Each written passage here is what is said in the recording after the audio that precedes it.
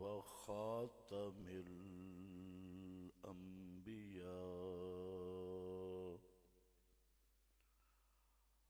أما بعد فأعوذ بالله من الشيطان الرجيم. بسم الله الرحمن الرحيم. يا أيها الذين آمنوا كتب عليكم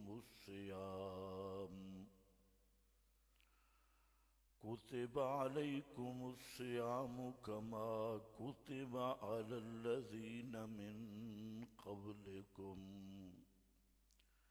لعلكم تتقون. سبحان ربك رب العزة عما يصفون وسلام على المرسلين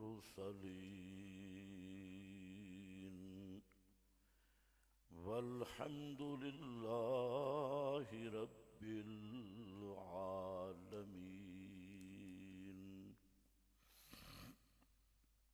انتہائی قابل قدر بزرگوں اور بھائیوں، رمضان المبارک کا مقدس اور مبارک مہینہ اس کا آغاز ہو چکا ہے، اور یہ ماہ مقدس اس کے برکات اور اس میں اہل ایمان پر انعامات بہت زیادہ ہیں۔ یہ ایک ایسا مہینہ ہے کہ جس میں اہل ایمان کو اپنی زندگی کے جائزہ لینے کا موقع دیا جاتا ہے کہ سال بھر میں کیا کیا اور اب آئندہ کا لائحہ عمل کیا ہے۔ تو یہ ایک جائزہ والا مہینہ ہے، اور اس میں اہل ایمان کو اپنے گناہ اور غلطیاں دھونے کا موقع بھی ملتا ہے، اور آئندہ کے لیے عمل کا عزم اور جذبہ بھی ملتا ہے۔ تو رمضان المبارک کا مہینہ، اس کی ایک ایک گھڑی اللہ کے ہاں بہت بابرکت اور بہت فضیلت والی ہے۔ تو اس مہینہ سے جتنا ہو سکے برکات اور اللہ تعالیٰ کے انعامات کے حصول کی بھرپور کوشش کرنی چاہیے، اور اس مہینہ کو اپنی زندگی کے انقلاب کا مقدمہ قرار دے کر اپنے پورے اعمال، اخلاق اور عقائد کا جائزہ لینا چاہیے۔ اس میں اللہ رب العزت نے رمضان میں ایک انعام رکھا ہے، وہ ہے صیام رمضان، رمضان کے روزے، اور اس کی حکمت بیان کی۔ کتب علیکم الصیام، کہ ایمان والو تم پہ روزے رکھنا فرض کیے گئے، لعلکم تتقون، تاکہ تم تتقون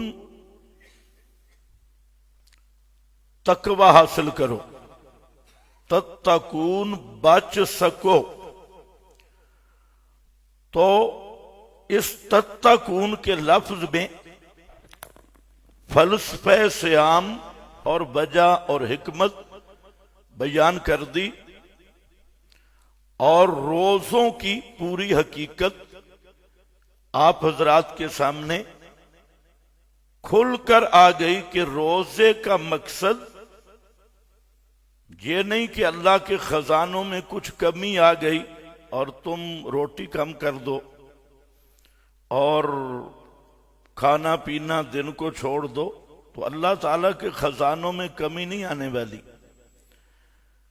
یہ انسان کی ٹریننگ ہے، اور نفس کو کمزور کرنا ہے۔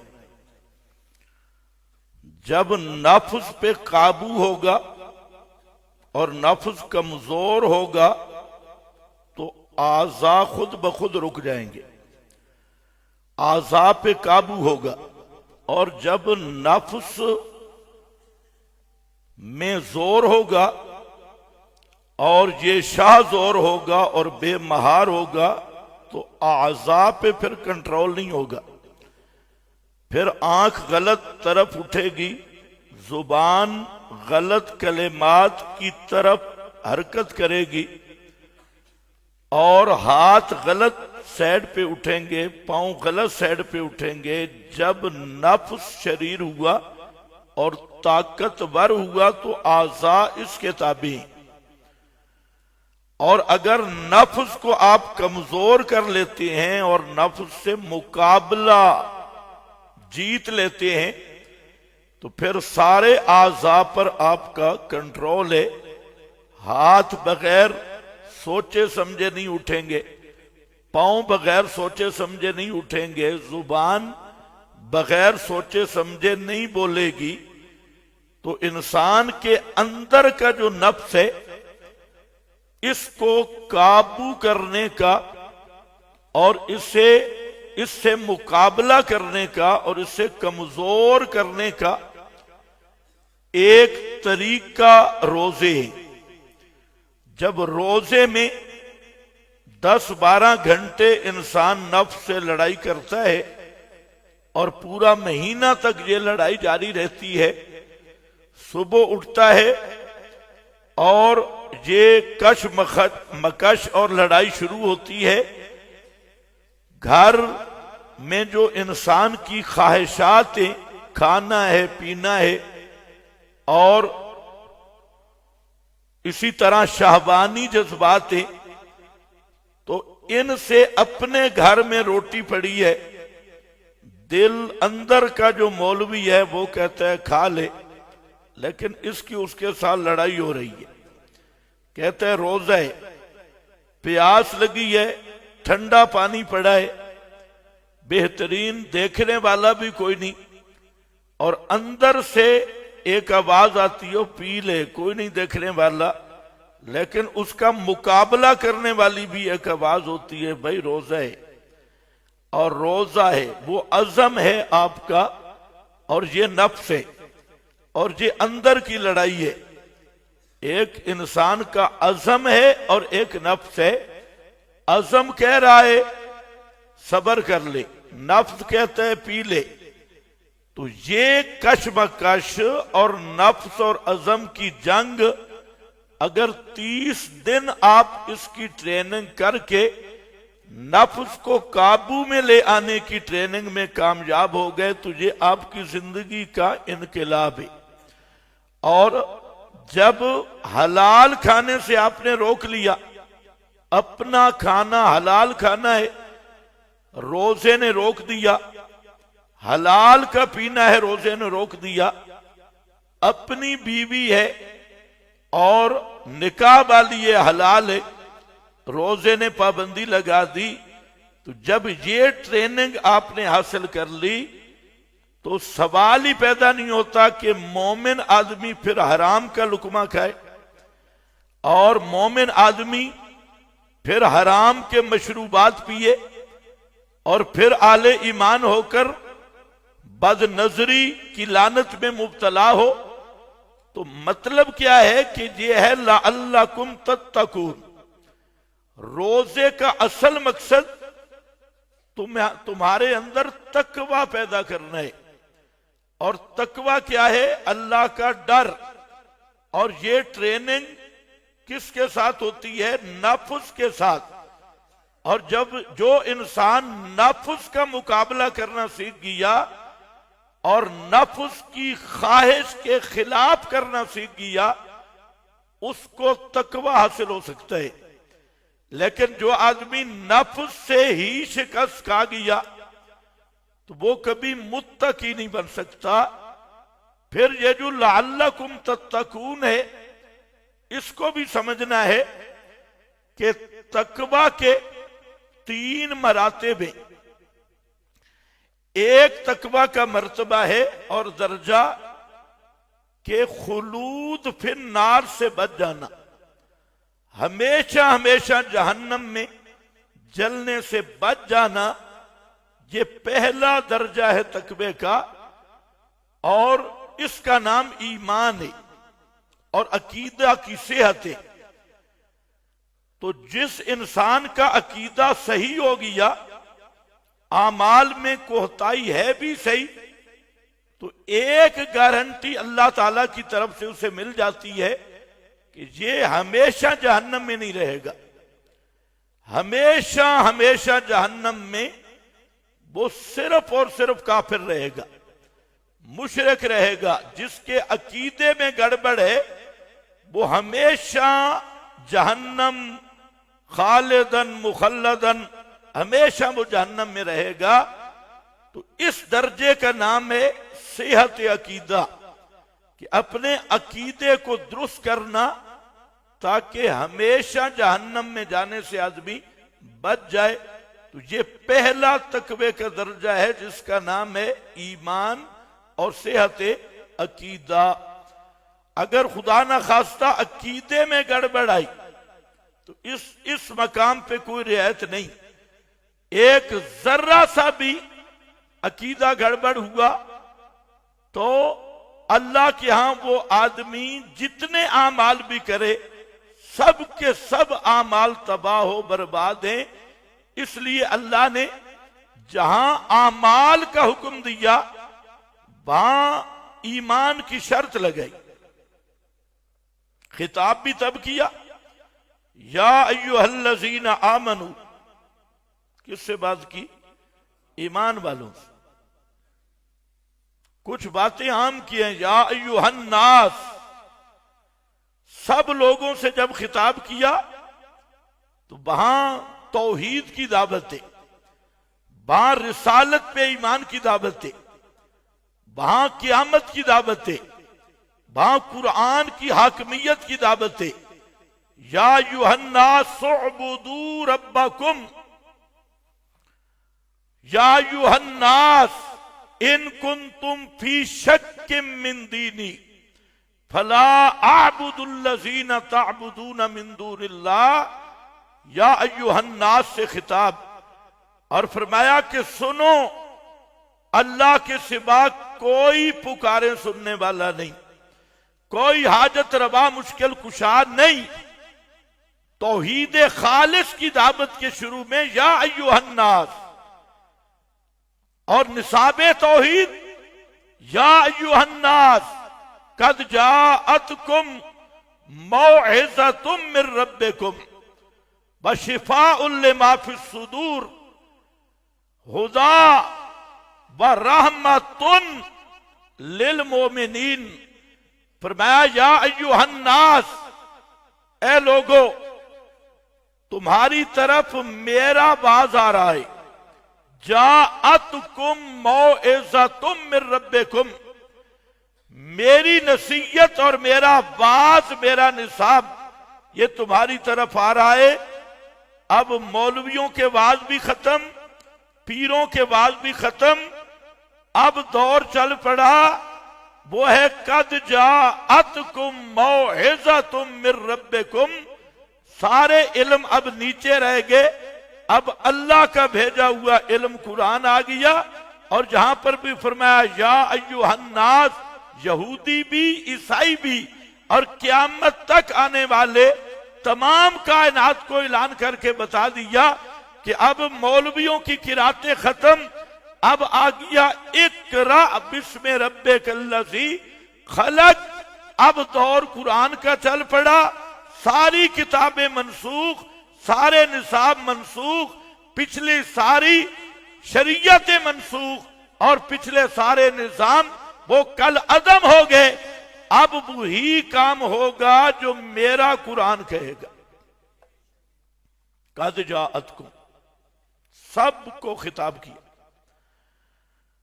پھر فرمایا قل یا ایھا الناس انی رسول اللہ الیکم جمیعا، رسالت کی بات آئی تو اے کائنات کے تمام لوگوں، قیامت تک کے لیے خطاب کہ انی رسول اللہ علیکم جمیعا، میں تم سب کی طرف اللہ کا رسول ہوں۔ توحید عقیدہ ہے،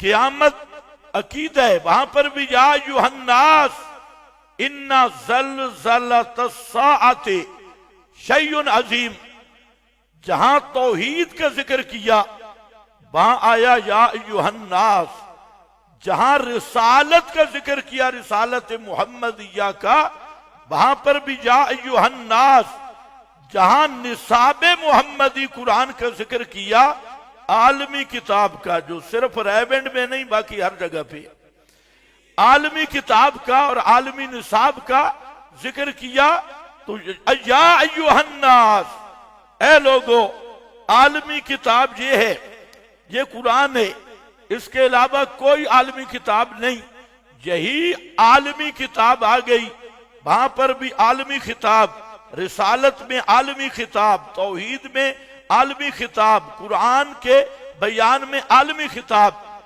لیکن جب بات آئی نماز کی، روزے کی، درود کی، حج کی، اب عالمی خطاب ختم ہو گیا، اب ایک نیا خطاب ہے، یا ایھا الذین آمنوا، یا ایھا الذین آمنوا اقیموا الصلاۃ، اے ایمان والو، یہ نماز والا حکم ہر ایک کو نہیں ہے، یہ صرف ان کو ہے جو آمنو آمنو آمنو، جو مان گئے قرآن والا مسئلہ اور جن کا عقیدہ صحیح ہو گیا۔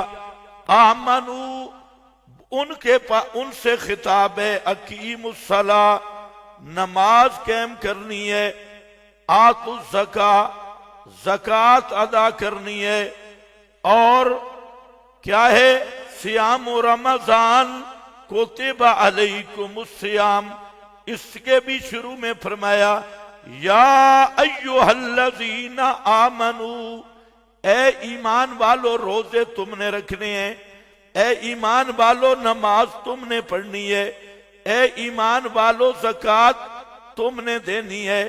جہاں یا ایھا الناس بھی نہیں ہے، جہاں یا اہل الکتاب بھی نہیں ہے، یہاں یا ایھا الذین اوتوا الکتاب بھی نہیں ہے، یہاں شرط ہے نماز وہ پڑھے گا جس کا عقیدہ صحیح ہو، نماز اس کی قبول ہوگی سب سے پہلے عقیدہ ایمان صحیح ہو۔ اسی لیے فرمایا من عمل صالحا من ذکر او انثی وہو مؤمن فہو مؤمن، جس آدمی مرد ہو عورت ہو جو بھی نیک عمل کرے گا، عمل صالحا، عمل نیک ہو وہ کرے، بشرطے کہ مومن ہو۔ شرط یہ ہے کہ ایمان ہو، اگر ایمان نہیں تو کوئی عمل بھی قابل قبول نہیں۔ اس طرف کچھ توجہ ہے، اس طرف کوئی نہیں توجہ کرتا۔ باروں بار فضائل ہے، تو اس لیے یاد رکھ لے کہ تقوی کا سب سے پہلا درجہ وہ ہے ایمان، اور ایمان کے بغیر کوئی عبادت نہیں، کوئی عمل صالح نہیں، اور کسی عمل میں وزن نہیں۔ خود اللہ نے فرمایا حبطت اعمالہم فلا نقیم لہم یوم القیامت وزنا، قیامت والے دن اعمال کی گنتی تو ہونی نہیں، یہ تو وزن ہونا ہے۔ نضع الموازین القسط لیوم القیامہ، اور فرمایا کہ حبطت اعمالہم، بڑے بڑے عمل کرنے والے سب اعمال تباہ برباد ہو گئے، اور ہیں کون؟ یہ کس کے اعمال برباد؟ افحسب الذین کفروا افحسب الذین کفروا ان یتخذوا عبادی من دونی اولیاء، یہ کون لوگ ہیں؟ افحسب الذین کفروا، یہ سورۃ الکہف کا آخری رکوع ہے، پہلی آیت ہے۔ کیا خیال ہے ان لوگوں کا جنہوں نے کفر کیا؟ یا اللہ وہ کون کافر ہیں، کیا کفر کیا ہے؟ فرمایا ان یتخذوا عبادی من دونی اولیاء، یہ وہ کافر جنہوں نے میرے خاص بندوں کو، بتوں کو نہیں، عبادی میرے مقربین کو، میرے خاص بندوں کو میرے سوا حاجت روا بنا لیا، اولیاء مشکل کشا بنا لیا، اور سمیع ما فوق الاسباب سمجھ لیا۔ ان کافروں کی بات کر رہا ہوں۔ افحسب الذین کفروا ان یتخذوا عبادی من دونی اولیاء۔ آج کل تمہیں کہا جاتا ہے کافر وہ ہوتا ہے جو بت کو پکارے۔ پرانے مشرک جو تھے نا وہ بتوں کے پجاری تھے، اس لیے مشرک تھے۔ اور ہم تو کہتے ہیں صدقے یا رسول اللہ، ہم تو کہتے ہیں مولا علی مدد، ہم تو کہتے ہیں بابا علی حجویری، امام بری فلاں، ہم تو اللہ والوں کے پکارنے والے ہیں۔ اور مشرک وہ ہوتا ہے جو بتوں کو پکارے، پتھروں کو پکارے، ڈنڈیوں کو پکارے، کنڈیوں کو پکارے۔ اور ہم تو کس کو پکارتے ہیں؟ اللہ کے پیاروں کو۔ اس لیے ہم مشرک نہیں، مشرک صرف ابو جہل تھا۔ کہتے ہیں نہیں کہتے؟ اور جی ہم تو علی کو پکارتے ہیں، مولا علی کو، غازی عباس کو، علمبردار کو، پنج تن پاک کو۔ اس آیت میں ذرا غور کرنا، ان یتخذوا عبادی من دونی اولیاء، یہ ان کافروں کی بات ہے جو میرے بندوں کو میرے سوا کارساز سمجھ کے پکارتے ہیں۔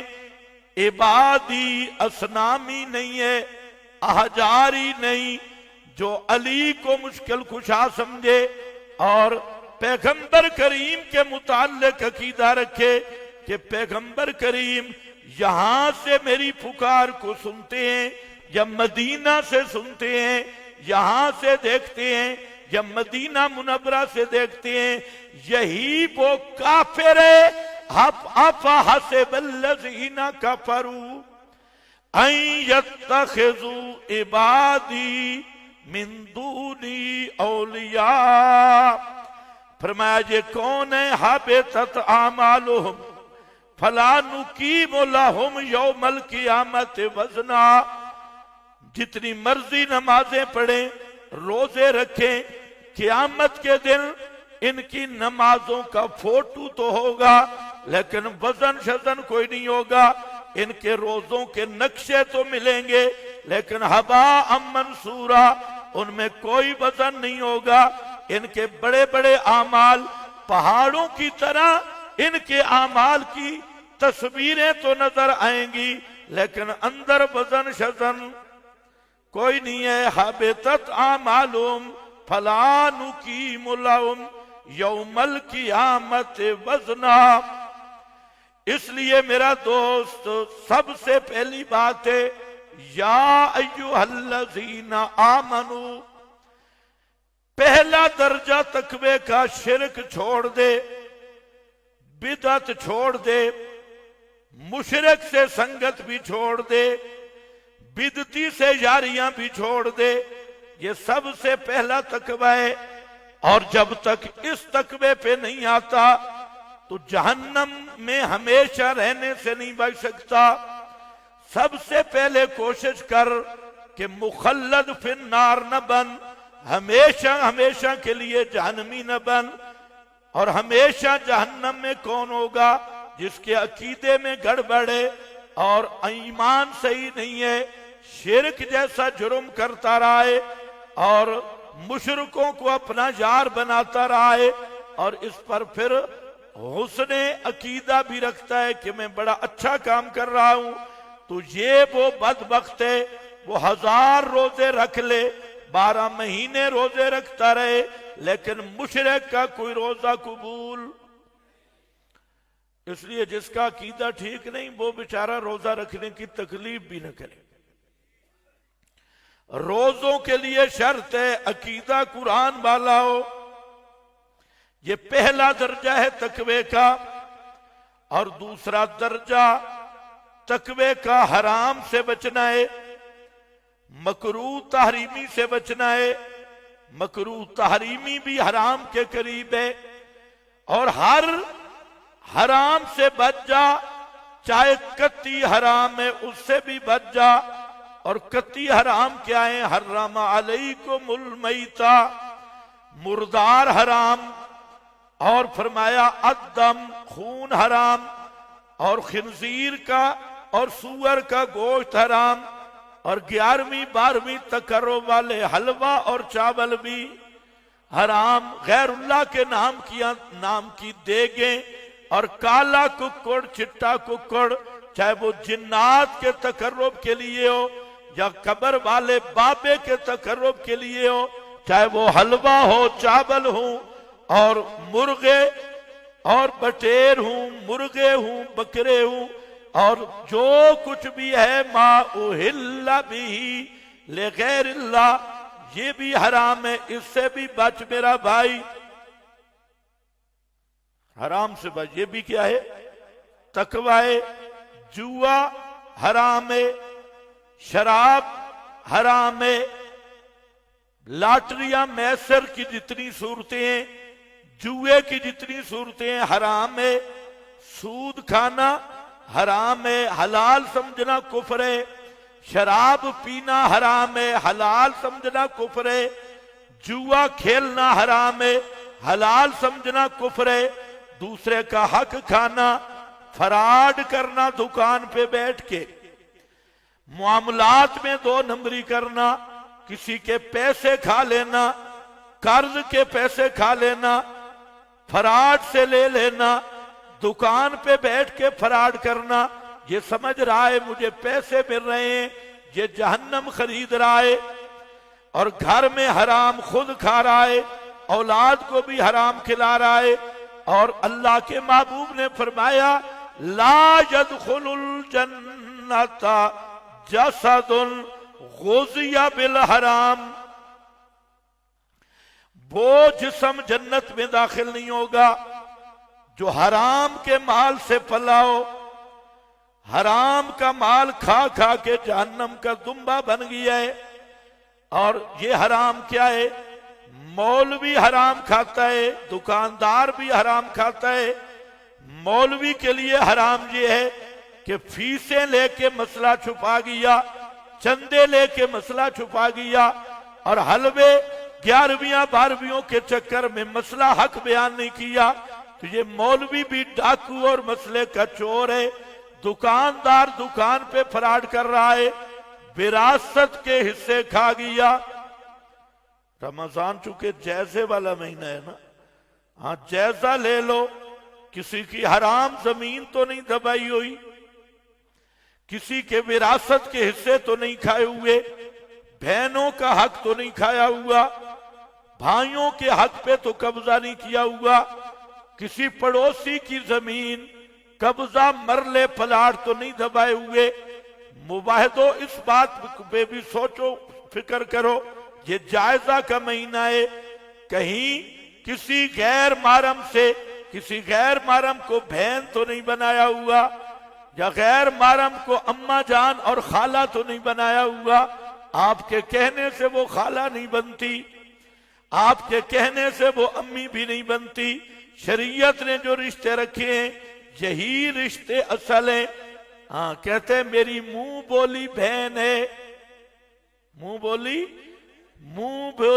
माँ, ये तेरी मुंह बोली है। मुंह बोली बीवी भी बनती है। कभी सुना है कि मुंह बोली बीवी है, तो मुंह बोली माँ कैसे बन गई, मुंह बोली बहन कैसे बन गई।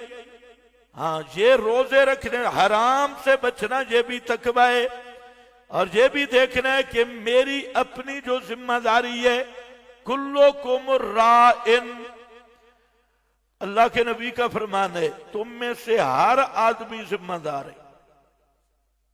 राइन वकुल्लुकुम मसऊलुन अन रइयतिही, क़यामत के दिन जितने भी तुम्हारे मुताल्लिकीन है ना, इनके बारे में तुमसे सवाल होगा। घर में बेटा नमाज पढ़ रहा है नहीं, ये हजरत हाजी साहब से सवाल होगा, मौलवी साहब से सवाल होगा। सारी रात बेटा फिल्में देख रहा है, कोई परवाह नहीं, हराम कारी हराम खोरी पे लगे। कोई क्या सुबह माँ भी कहती है, अब्बा जी भी कहता है, नहीं सोने दो, मेरा बेटा लेट तशरीफ लाया, नमाज पे ना उठे, लेट तशरीफ लाया। और मेरा भाई, अल्लाह के रसूल ने फरमाया क़यामत के दिन तुझसे सवाल होगा, बेटा तेरे घर में रहा, नमाज क्यों नहीं पढ़ी। कुल्लुकुम मसऊलुन, हर एक से सवाल होगा। तेरी बेटी, तेरी बीबी शरी पर्दा क्यों नहीं किया। ये शरी पर्दा भी इस तरह फर्ज था जैसे नमाज रोजा फर्ज था, इस हराम से क्यों नहीं बचा और शरी पर्दा नहीं किया। अपनी बेटियों का, बहनों का, अपनी बीवी तक घर में नमाज नहीं, बीवी नमाज नहीं पढ़ती, बेटा बेटी नमाज नहीं पढ़ती। ये क़यामत के दिन फरमाया मसऊलुन अन रइयतिही, इससे पूछा जाएगा घर तेरा था, तूने क्यों नहीं संभाला अपने घर को, औलाद को दीनदार क्यों नहीं बनाया, शरी पर्दे का एहतमाम क्यों नहीं किया, अपनी औलाद को नमाजी क्यों नहीं बनाया, अपनी औलाद को दीन क्यों नहीं सिखाया। तो ये जान नहीं छूटेगी। ये अल्लाह के रसूल का फरमान है, कुल्लुकुम मसऊलुन अन रइयतिही, जिसके नौकर चाकर हैं, नमाज नहीं पढ़ रहे, क़यामत के दिन इससे सवाल होगा, भाई तेरे नौकर नमाज क्यों नहीं पढ़ते, रोजा नहीं रख रहे, मुताल्लिकीन है, ये जिम्मेदार है, राई है, और घर का राई, कोई आदमी 4 आदमियों पर जिम्मेदार, कोई 10 पे, कोई 15 पे, कोई 20 पे, कोई 100 पे, कोई पूरे मुल्क पे, कोई पूरा अमीरुल मोमिनीन इस्लामी दुनिया पे। तो ये हर एक की रइयत है। तो इसलिए खुद भी हर हराम से बच जाओ और अपने मुताल्लिकीन को भी बचाओ।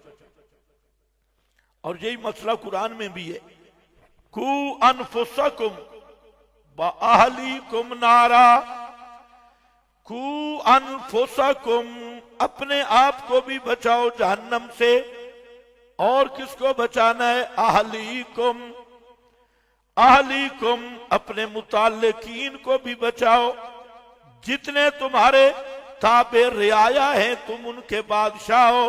और क़यामत वाले दिन इसी चौधरी से पूछा जाएगा, चौधरी साहब तेरे नौकर तेरी दुकान पे थे और तेरे खादिम थे, कभी पूछा था, नमाज पढ़ाई थी, अकीदा समझाया था, सारी जिंदगी तेरे साथ आके आए, تو نے کبھی توحید کا مسئلہ انہیں سمجھایا ہو، کبھی دین کی بات کی ہو، تو اس لیے میرا بھائی خود اپنے آپ کو بھی بچاؤ جہنم سے، اور اہلیکم، بیوی، بچے، اولاد، متعلقین، نوکر چاکر، خدام، سب کو مسئلہ سمجھاؤ توحید والا اور اعمال پہ لگاؤ۔ تو دوسرا درجہ تقویٰ کا کیا ہے؟ حرام سے بچنا۔ بولو شاباش۔ کس سے بچنا؟ حرام سے بچ جانا۔ رمضان جائزے والا مہینہ ہے، ہر آدمی سوچے، فکر کرے کہ میں کن گناہوں میں مبتلا ہوں۔ یہ مہینہ آ گیا، اللہ نے آپ کو موقع دے دیا، اپنے آپ کو پاک کر لو، صاف کر لو، اور تب ہوگا کہ آدمی گھر بیٹھ کے سوچے کہ میری زندگی میں کون سی کمی ہے، کس بیماری کا میں شکار ہوں، میرے گھر میں کون سا دین کی خلاف ورزی ہے، اللہ رسول کی بغاوت ہے، زندگی میں میری کون سی اللہ رسول کی بغاوت ہے، میری زندگی میں کون سا گناہ ہے۔ ان گناہوں سے جان چھڑانے کا یہی مہینہ آ گیا، اور اسی مہینہ میں اپنے آپ کا جائزہ لے لو، پتہ نہیں زندگی میں پھر یہ مہینہ ملے بھی صحیح یا نہیں۔ بڑے ہی خوش قسمت آدمی ہیں جس کو ایمان کی حالت میں رمضان مل گیا، اور رمضان تمہارے گناہوں کو دھونے کے لیے ملا۔ یہ اللہ کی سب سے بڑی نعمت ہے، اور صرف کانوں پہ ہاتھ لگانا توبہ نہیں۔ سوچو کہ میرے اندر کون سی بغاوت اور کمی ہے۔ دوسرا درجہ تقوی کا، ہر حرام سے بچنا ہے، ہر مکروہ تحریمی سے بھی، بولو شاباش، ہاں، ہر حرام چیز سے بچنا ہے، مکروہ تحریمی سے بھی بچنا ہے، کول شریف سے بھی بچنا ہے، 40ویں شریف سے بھی بچنا ہے، ہر بدعت کی مجلس سے بھی بچنا ہے، ہر بدعت سے بھی بچنا ہے، عملی بدعات کو چھوڑنا ہے۔ یہ مکروہ تحریمی جو عملی بدعات ہیں ان سب کو چھوڑنا ہے، یہ دوسرا درجہ ہے۔ اور تیسرا درجہ تقویٰ کا، تیسرا درجہ تقویٰ کا یہ ہے کہ اپنے دل کو توحید کا، توحیدی انوار اور تجلیات کی تجلی گاہ بنانا ہے۔ کیا لفظ میں نے بولا؟ اپنے دل میں، اپنے دل کو سنبھال، دل کا جائزہ لے، اپنے دل سے غیر اللہ کی میل نکل جائے، دنیا کی محبت نکل جائے، دنیا کا روب نکل جائے، اور غیر اللہ کی محبتوں سے دل خالی ہو جائے، انوار الہیہ اللہ کی توحید کے نور سے دل جگمگا اٹھے، اور تیرا دل جیسے عرش اللہ کی تجلی گاہ ہے، کعبۃ اللہ یہ اللہ کی تجلی گاہ ہے، تیرے دل میں اللہ کی توحید کے انوارات آئیں، اور تیرا دل وہ تجلی گاہ بن جائے، اللہ کی خاص انوارات کی، اللہ کی توحید کے خاص نور کی تجلی تیرا مومن آدمی کا دل بن جائے۔ یہ تیسرا درجہ ہے تقوی کا، اور یہ تب ہوگا کہ غیر اللہ کے خیال دل سے نکل جائیں، تیرے دل میں توحید اس طرح پکی ہو جائے اور اس طرح حال بن جائے کہ تیرا دل جب بھی متوجہ ہو تو کس کی طرف؟ صرف اللہ کی طرف۔ ہر دکھ ہر سکھ میں، ہر جگہ پہ تیرے دل میں اللہ ہی اللہ رہ جائے، اور ماں سے اللہ ختم ہو جائے، غیر اللہ کی میلیں نکل جائیں، اور تیرا دل چمکنے لگے جیسے اللہ کے انوارات۔ اللہ کی ذات تو مکانوں سے پاک ہے، وہ کسی مکان میں نہیں، اللہ ہوتا بھی وہ ہے جو مکان سے پاک ہو، لیکن اللہ کے انوارات عرش پہ بھی ہیں، اللہ کے انوارات کعبۃ اللہ پہ بھی ہیں، اور یہ جو تیرا دل ہے مومن موحد کا دل، اس میں اللہ نے سب سے زیادہ جو قوت رکھی ہے اپنے انوارات کو جذب کرانے کی، وہ قوت کعبہ میں بھی نہیں، کعبۃ اللہ میں بھی وہ جذب کی قوت نہیں، عرش میں بھی وہ جذب کی قوت نہیں، جو مومن کے دل میں اللہ کی توحید کے انوارات کو جذب کرنے کی صلاحیت قلب مومن ہے۔ اس لیے اپنے دل کو جب اللہ کے انوارات کی تجلی گاہ بنا دے گا تو پھر ہوگا الا بذکر اللہ تطمئن القلوب، پھر آواز آئے گی یا ایتھا النفس المطمئنہ، یہ مطمئن ہو گیا اور اس کے دل میں اللہ ہی اللہ رہ گیا، ما سوا اللہ نکل گیا۔ یہ کتنا درجہ ہے بھائی؟ بولو۔ پہلا درجہ کیا ہے؟ پہلا درجہ خلود فی النار سے بچ جا، اونچا بول، خلود فی النار، ہمیشہ ہمیشہ جہنم میں جلنے سے بچ جا، ہمیشہ ہمیشہ ابد الآباد جہنم میں رہنے سے بچ جا، جہنم کے عذاب سے بچ جا۔ اور اس کے لیے کیا چیز ہے؟ عقیدہ بنا۔ ایمان جب تک نہیں ہوگا، عقیدہ صحیح نہیں ہوگا تو ہمیشہ جہنم میں رہے گا۔ تو میرا بھائی یہ سب سے پہلا درجہ، اسی کا نام ایمان ہے۔ اور دوسرا درجہ یہ ہے کہ جہنم کی لو سے بھی بچ جا، جہنم میں جانے سے بھی بچ جا، کیونکہ جہنم کی آگ وہ آگ ہے کہ دنیا کی آگ سے 70 گنا وہ تیز اور حرارت میں تیز ہے۔ نبی کریم علیہ السلام فرماتے ہیں کہ جہنم کی آگ وہ ہے کہ اگر کوئی جہنمی دنیا کی آگ میں آ جائے تو جہاں اسے سکون مل جائے اور آرام مل جائے، اتنی 3000 سال اس جہنم کو سپیشل جلایا گیا۔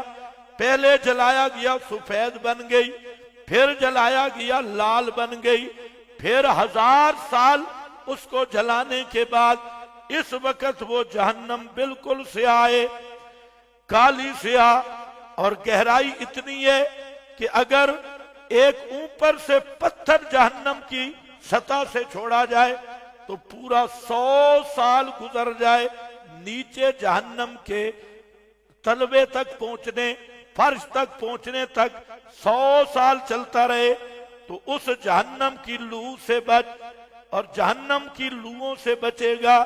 حرام چھوڑنا ہوگا۔ کس چیز کو چھوڑنا ہوگا؟ حرام چیزیں چھوڑنی ہوں گی۔ مومن بے شک ہو لیکن جہنم میں جانا پڑے گا۔ اگر حرام کھاتا کھاتا مر گیا، یہ وضو والے فضائل نہیں بچائیں گے، روزے والے فضائل بھی نہیں بچائیں گے۔ یہ مولویوں نے تمہیں غلط پٹی پڑھائی ہوئی ہے، استنجا کرو تو جنت نام الاٹ ہو گئی، وضو کرو تو جنت مل گئی، تم بھی خوش ہو جی، فضائل سناؤ، یہ مشکل میں نہ ڈالو۔ تو اس لیے میرا بھائی حرام کھائے گا، اللہ کی رحمت تو کسی قانون کی پابند نہیں، لیکن ضابطہ الہی یہی ہے، جہنم میں جانا پڑے گا۔ اور ایک دفعہ کبھی سوچا جہنم میں چلا گیا؟ آسان ہے جانا؟ آج تو کہتے ہیں عقیدہ صحیح ہو بچ جاؤں گا، خیر ہے، بچ کس سے جائے گا؟ ہمیشہ جہنم میں رہنے سے بچے گا۔ صحیح عقیدے پہ مر گیا تو ابد الآباد جہنم سے تو گارنٹی ہے بچ گیا، لیکن کچھ عرصہ جانا پڑا، پھر تو وہ عزت ہی کیا ہے جو پہلے جوتے پڑے اور پھر جنتی نکل کے جائے۔ تو اس لیے سب سے زیادہ محنت کوشش ہو کہ اللہ سیدھا جنت میں لے جائے، جہنم کی لو سے بھی بچائے، جہنم کے عذاب کو دیکھنے سے بھی اللہ بچائے اور باروں بار جنت لے جائے۔ اس لیے نبی پاک صلی اللہ علیہ وسلم جو دعائیں کرتے، حالانکہ آپ معصوم ہیں اور معصوم ہونے کے باوجود آپ دعائیں اللہم اعوذ بکا من عذاب النار، اللہ میں تیری پناہ میں آتا ہوں، مجھے جہنم نار آگ کے عذاب سے دور رکھنا، جہنم کے عذاب سے دور رکھنا۔ کبھی تو نے جہنم کو سوچا ہی نہیں، یہ اتنی بڑی جہنم، تو دوسرا درجہ ہے میرا بھائی، جہنم سے بچ جا، جہنم کی لو سے بچ جا۔ اور وہ کیا ہوگا؟ فرائض کی پابندی کرنی ہوگی، فرض نماز قضا نہ ہو آمدن، فرض نمازوں پہ پکا ہو جا۔ اگر کوئی نیا نمازی بن رہا ہے، چلو فرض ہی پڑھ لینا، جب فرض پڑھے گا تو سنتوں کی بھی توفیق ہو جائے گی، وطروں کی بھی توفیق ہو جائے گی، لیکن فرض نماز کبھی نہ چھوڑ، اس پہ اللہ سے عہد کر لے، روزے فرض کبھی نہ چھوڑ، بہانے نہ بنا۔ رمضان آ گیا، ڈاکٹر کی پرچیاں بھی آ گئیں، بالکل ہٹا کٹا ہے جی، ڈاکٹر نے منع کیا ہے، تیرے دل کے مفتی سے پوچھ، فاستفتِ قلبک، اپنے آپ کو ذرا دیکھ، بہانے نہ کر میرا بھائی۔ روزے رکھ، فرض ہیں روزے، اور ثواب الگ ہے، اور روزہ فرض ہے، حج فرض ہو گیا ہے، ٹال مٹول نہ کر، زندگی کا پتہ نہیں ہے۔ اور اگر حج نہیں کیا، فرض تھا تجھ پہ، حج چھوڑ دیا، جہنم میں جانا پڑے گا۔ سخت وعیدیں موجود ہیں، قانون یہی ہے، وہ رحمت کرے تو کوئی اسے روکنے والا نہیں ہے، لیکن ضابطے اور قانون بھی ہیں اس کے۔ اسی طرح زکوٰۃ فرض ہے، اکثر مواعظ نہیں دیتے، اس رمضان میں وعدہ کرو کہ آئندہ خوشی سے زکوٰۃ دیں گے، کرو سارے زکوٰۃ کس سے دیں گے؟ یہ جائزے والا مہینہ ہے، یہ جمعے تو انشاءاللہ جائزے میں ہی گزریں گے، یہ مواہدوں کی اصلاح والا مہینہ ہے۔ یا ایھا الذین آمنوا سے شروع ہوتا ہے، مواہد آدمی زکوٰۃ نہیں دے رہا، ملک ہے چودھری، اور وہ زکوٰۃ یہی سمجھتا ہے 10-12 روپے نکالے غریب کو دے دیے، کسی کو آٹا دے دیا، کسی کو گندم دے دی، یہ زکوٰۃ ہے۔ یہ زکوٰۃ کے ساتھ مذاق ہے، یہ زکوٰۃ نہیں۔ زکوٰۃ اللہ کا حصہ نکال، اور سب سے زیادہ اہتمام کے ساتھ نکال، اور 40واں حصہ پوری آمدنی کا حساب کر، اور اپنے آپ سے تہیہ کر کہ یہ حصہ نکلے گا تو میرا مال پاک ہوگا، اگر یہ حصہ نہیں نکلا، حلال کی کمائی ہے تب بھی خبیث ہے، وہ پاک نہیں ہوا۔ پاک تب ہوگا کہ زکوٰۃ نکلے گی۔ گھر میں بیٹی جوان اور اسی طرح اور کوئی ایسی رشتہ دار جوان جو تیرے پلے ہے اور تیری ذمہ داری میں ہے، اور تو ٹال مٹول کر رہا ہے، اس کی شادی نہیں کر رہا، یہ بھی جرم عظیم۔ اسی طرح بیٹے ہیں اور بیٹے گناہوں میں ملوث اور ماحول میں خراب ہو رہے ہیں، تو ان کی شادی نہیں کر رہا۔ بیوہ عورتیں ہیں، رسموں میں لگ کے تو شادی نہیں کر رہا، تو بھی حرام کا مرتکب ہے، اس سے بھی توبہ کر۔ زکوٰۃ ادا کرو گے جی؟ زکوٰۃ مشرک کو دے گو تو زکوٰۃ ادا ہی نہیں ہوگی۔ اہل بدعت اور مشرکین، للڑ، رضا خانی، یا جتنے بھی یہ گمراہ فرقے ہیں، ان کے مدارس میں یا ہیں وہ مدارس اشاعت التوحید کے اندر بیٹھا ہوا للڑ شیطان ہے، مفتی اور شیخ الحدیث وہ بدعتی ہے۔ ایسے مدارس پر زکوٰۃ دو گے، خدا کی قسم زکوٰۃ نہیں ادا ہوگی، اور قیامت کے دن وہ زکوٰۃ تمہارے لیے وہ وبال بنے گی اور عذاب بنے گی۔ اللہ سے مذاق کرنا ہے؟ زکوٰۃ دو دل کی خوشی سے، اور مصرف دیکھو۔ اور جو مدارس کا رواج، سب سے بہترین زکوٰۃ کا مصرف مدرسہ ہے، طلباء ہیں، اس میں کوئی شک نہیں، سب سے بہترین، کیونکہ صدقہ جاریہ بھی ہے۔ اور تعلیم میں بھی معاونت ہے اور اس زکات کی بھی ادائیگی ہے اور سب سے زیادہ صاف ستھرے مستحق یہ مدارس. لیکن مدارس وہ جو مدارس ہیں وہ نہیں جو گرجا گھر بنے ہوئے ہیں. اور مدرسہ مسجد مدرسہ تب رہتا ہے جب تک وہ توحید کا مرکز رہے, مسئلہ بیان ہوتا رہے. اور جو مسجد اور جو مدرسہ وہ توحید کو چھپانے والا بن گیا ہے اور شرک بدعت کا اڈا یا کتمان اور تلبیس کا اڈا ہے, وہ مسجد اور مدرسہ وہ مسجد مدرسے کے اس وقت حکم میں نہیں جب تک اس میں اللہ کی توحید کی چوری ہو رہی ہے, تلبیس اور کتمان ہو رہا ہے یا شرک اور بدعت کا اڈا بنا ہے. اس سے گردوارہ اور ہندوؤں کا مندر, عیسائیوں کا گرجا اور اس مدرسے میں کوئی فرق نہیں. صاحب مسئلہ ہے. تو یہ کیا لینا ہے؟ جائزہ. بولو کیا لینا ہے؟ جائزہ. ٹائم چونکہ اوپر ہو گیا ہے. تیسرا جو درجہ ہے نا تقویٰ کا, آنا میں جہاں چاہتا تھا, تیسرا درجہ. اور یہ تیسرے درجے کا جو کمال حاصل ہے جس آدمی کو, اس کا نام ہے ابو بکر صدیق. کیا نام ہے؟ ابو بکر الاتقا. الاتقا سب سے زیادہ متقی. تمہیں تو فرمایا لعلکم تتقون, تم بچ جاؤ, ان فرائض کی کوتاہی سے بچو, حرام کاموں کے قریب نہیں جانا, یہ تمہارا تقویٰ ہے.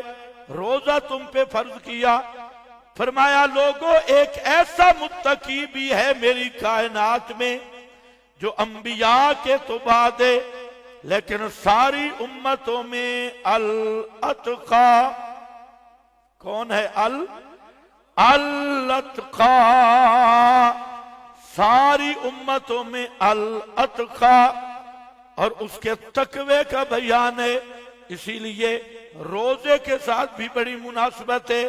فرمایا جنت کا ایک سپیشل گیٹ ہے اور اس گیٹ کے اوپر بورڈ لگا ہے الریان. الریان, یہ ریان کا معنی ہوتا ہے سیراب کرنے والا. کیا؟ پیاسوں کو پیاس سے سیراب کرنے والا, پیاس بجھانے والا ریان. وہاں سے روزے والے متقی گزریں گے. اور جب یہ حدیث بیان کی ہے فرمایا جنت کے 8 دروازے ہوں گے, بڑے بڑے دروازے ہوں گے, پریشان نہیں ہوں, بڑے بڑے گیٹ ہوں گے جنت کے. سبحان اللہ. ان میں ایک سپیشل دروازہ ریان. پوچھنے والا پوچھتا ہے اللہ کے رسول, روزے داروں کو ریان سے بلایا جائے گا, جو زیادہ مومن مواعد نمازوں پہ زور لگاتا ہوگا وہ اس گیٹ سے جائے گا. صدقہ دینے والا وہ بھی سپیشل بورڈ سے جائے گا.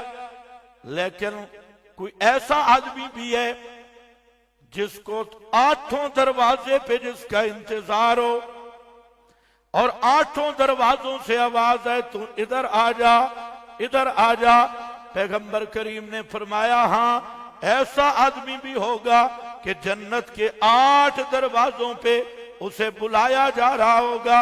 اور وہ کون ہے؟ وہ ابو بکر صدیق ہے. کون ہے؟ ابو بکر. چلو ابھی ٹائم ختم ہو گیا, انشاءاللہ آئندہ جمعہ پہ میں بتاؤں گا کہ تقویٰ کا تیسرا درجے والا کون ہے. الاتقا. آج کل اس مسئلے کو بھی لوگوں نے کھچ بنا دی اور وہ کینیڈا والا شیخ خال اسلام کھڑا ہوا اور کئی بے ایمان کھڑے ہوئے. اور جی ولایت میں علی کا پہلا نمبر ہے, خلافت میں خلافت فرش تک ہوتی ہے, ولایت عرش تک ہوتی ہے. اور وہ گھر والے, یہ در والے اور یہ سارے در بدر والے, یہ سارے کلمات کہنے والے, یہ انشاءاللہ آئندہ جمعہ پر اس کا جائزہ لوں گا۔ بس آپ حضرات سے گزارش یہ ہے، تقریریں تو بہت ہوتی ہیں، تقریروں کو کچھ سوچا بھی کرو۔ یہ جائزہ والا مہینہ ہے، اس میں اپنی زندگی کا جائزہ لو اور جو کمزوری ہے اس کمزوری کو دور کرو۔ اور جہاں درس قرآن جاری ہے، اگر پورے صاف ستھرا ہونا چاہتے ہو، تراویح کے بعد یہاں تشریف لاؤ، اور تراویح کے بعد بھی 3-3.5 گھنٹے تک یہاں درس قرآن ہوگا۔ تو آپ جتنے نوجوان بیٹھے ہیں، بوڑھے بیٹھے ہیں، سب سے میری گزارش ہے کہ درس قرآن میں آئیں۔ رمضان کی بہاریں اگر مکمل حاصل کرنی ہے تو وہ قرآن کے ذریعے حاصل ہوتی ہے، اس سے بڑی عبادت نہیں۔ ایک آیت سیکھ لینا 80 سال کی بے ریا عبادت اور ریاضت سے بہتر ہے، علماء فرماتے ہیں، اور بعض احادیث کا مفہوم بھی یہی ہے۔ تو سب سے بڑا ثواب وہ قرآن سیکھنا اور سکھانا ہے۔ آپ نیت کر لیں کہ انشاءاللہ آپ قرآن کے طالب علم بن کے آئیں گے۔ ذرا اونچا انشاءاللہ کہو، میں ختم۔ بھائی نیت کرو، صحیح ریبنڈ والا ارادہ نہیں، ارادے پہ نیکی نہیں ملتی، نیت پہ ملتی ہے۔ نیت کر لو کہ انشاءاللہ دن کو جو آنا چاہے دن کو بھی ہوتا ہے، رات کو آنا چاہے رات کو بھی، زور کے بعد آنا چاہے زور کے بعد بھی۔ یہاں 24 گھنٹے سروس ہے اور قرآن پڑھایا جا رہا ہے۔ آپ یہاں تشریف لائیں، قرآن کے قریب آئیں، اپنا ایمان بچائیں۔ اور جس کو قرآن سننے کا چسکا پڑ گیا دورہ تفسیر کا، خدا کی قسم وہ پھر قرآن کے بغیر رہ بھی نہیں سکتا۔ یہ تمہارے چسکے اور طرف ہے نا، اس لیے تم ادھر آنا ذرا مشکل ہے۔ ذرا تھوڑا سا چسکا لگا کے دیکھو، یہ صرف 20-22 دن ہیں ان میں۔ اور یہاں طلباء ہیں، ہم الحمدللہ وہ منہ ٹیڑھا کر کے چندے مانگنے والے بھی نہیں ہیں۔ ہمیں اللہ نے ایسے وسائل، ایسے دوست اور ایسے مخلص مباحث ساتھی دیے جو اپنی طرف سے سب کچھ کرتے ہیں۔ لیکن میں آپ سے بھی کہنا چاہتا ہوں، جو باہر سے مباحث یہاں تشریف لائے ہیں، آپ یہاں پر حصہ ڈالیں اور دل کھول کر ہمارے ان ساتھیوں کے ساتھ آپ بھی تعاون کریں۔ جہاں افطاری، سحری اور یہ جو باہر تم کوئی جناب دسترخوان لگاتا ہے، کوئی ادھر کوئی ادھر کوئی ادھر، تو وہ تو پتہ نہیں سارے بغیر روزوں والے کھاتی ہیں۔ یہاں سارے روزے دار، سارے قرآن کے طالب علم، مسافر، اور یہ آپ کے لیے موقع ہے۔ آپ کو مشورہ دے رہا ہوں، مانگ شانگ نہیں رہا، مشورہ دے رہا ہوں کہ اپنے پاک حلال مال سے جتنا آپ یہاں لگائیں گے طلباء کو دیں گے، مرکز توحید کی خدمت کریں گے، اللہ آپ کو اسی طرح اجر عظیم عطا فرمائے گا۔ اور یہ تو نظام ہے، یہ چلتا رہے گا، اور قسمت والوں کو اللہ اس نظام میں توفیق بھی دیتا رہے گا۔ وآخر دعوانا ان الحمدللہ رب العالمین۔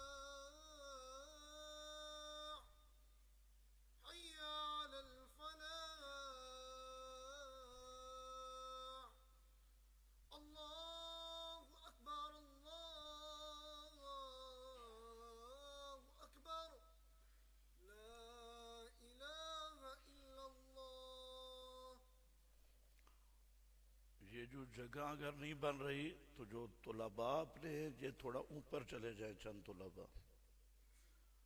پیچھے جو طالب علم بیٹھے ہیں مدرسے کے یہ اوپر چلے جائیں تاکہ جگہ بن جائے باہر والے ساتھیوں کے لیے.